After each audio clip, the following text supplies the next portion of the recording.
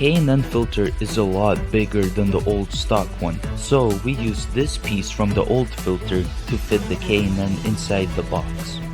Because the filter was so big, we also had to slightly cut the air box.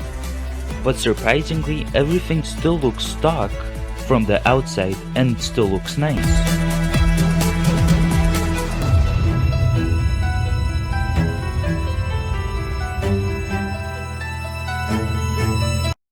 Now turn up the volume and enjoy these sounds.